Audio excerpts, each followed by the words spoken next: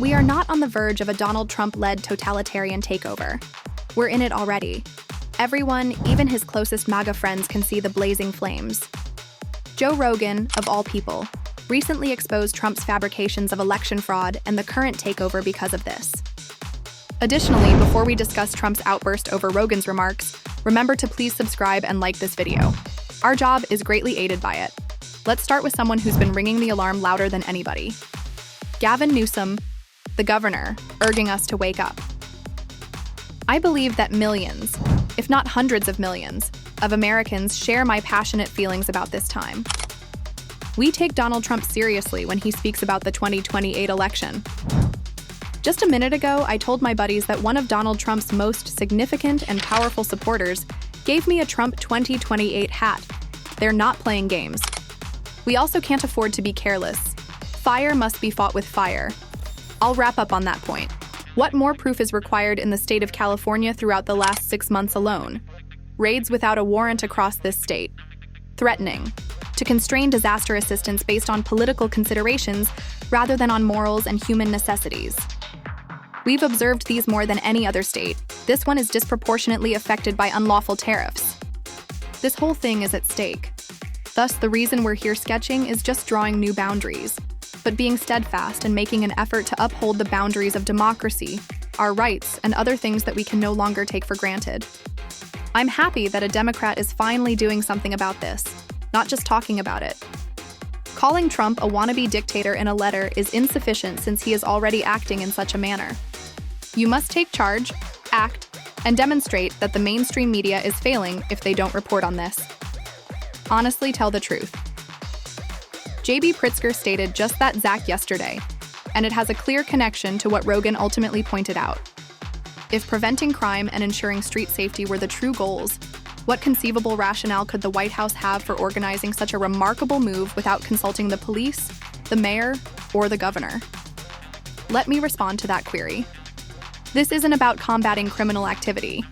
In order to attempt to scare his political enemies, Donald Trump is looking for any excuse to station the military in a blue city in a blue state. This concerns the head of the United States, and his accomplice, Stephen Miller, are looking for methods to militarize our cities, subvert our democracy, and rig elections. Fair elections are not what Donald Trump wants. He wants to break them apart. In essence, every MAGA charge is a confession of their wrongdoing. Their accusations of Democrats snatching votes or bringing in foreigners to influence districts are untrue. In actuality, Trump seeks to deprive you of your rights, destroy your mail-in vote, and frighten you into not voting. He's not trying to hide it, he's stating it directly. However, he suddenly appears on TV and says, "Oh, what a tyrant Trump is." The line is that I'm a dictator, but I prevent crime because of reason and a large number of people. Many people think that if that's the case, I would like to have a dictator, but I'm not a dictator. All I know how to do is prevent crime. People don't feel secure under Trump. He is discreetly persuading CEOs, Wall Street, universities, and the media to support his rule. That's the we must attract attention to the reality we live in. Surprisingly, Joe Rogan did exactly that. He revealed Trump's fabrications of electoral fraud and issued a warning that he would attempt to use those same fabrications to take the next midterms by storm. Rogan criticized Trump in a lengthy interview for not offering any supporting data for his assertions. Dave Smith, a libertarian comic, joins the discussion on from Trump's false 2020 election fraud theory to the conflict in Ukraine, the Joe Rogan experience ripped through his government. I thus agree with everything. I'm only suggesting that once you've made these claims and your government was in no. I recall that one of the most fascinating aspects of your podcast with him was that when you questioned him about it, it seemed as like he had no supporting evidence. If it were you or me, if there was a reason I knew they did anything and I could tell you everything, I would have that prepared for anybody since they have been telling him he's nuts for years. Contesting the election.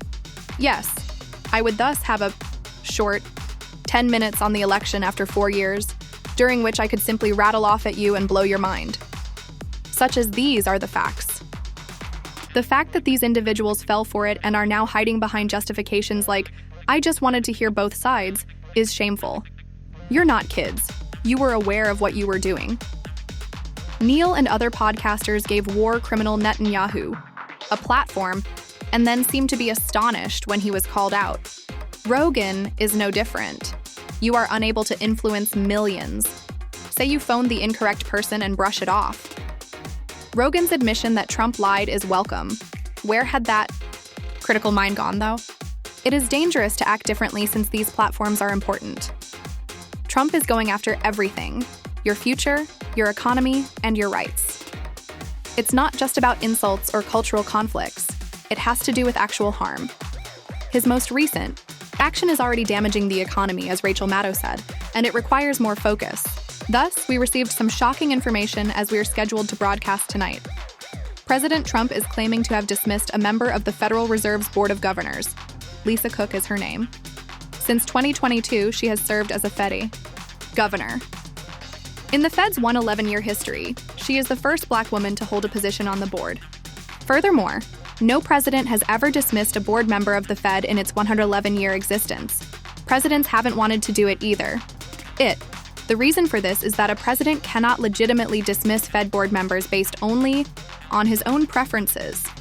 Setting monetary policy for the U.S. is the responsibility of the Federal Reserve Board, an autonomous organization.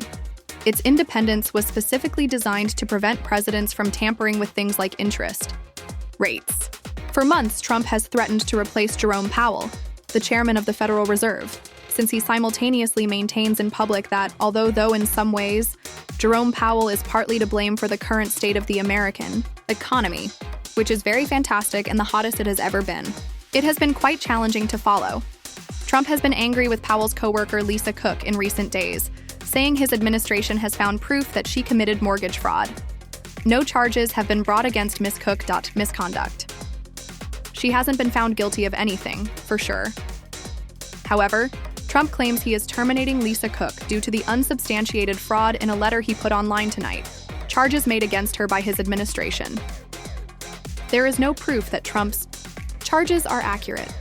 However, even if President Trump has reservations about her, whether it's rectitude or something else entirely, it's unclear if he has the legal right to terminate her for that reason. As I have said, no president has ever dismissed a Fed board member prior to Trump announcing his intention to do so, or his self-proclamation that he has already done so. In response to this breaking news this evening, all of us are Lisa Cook.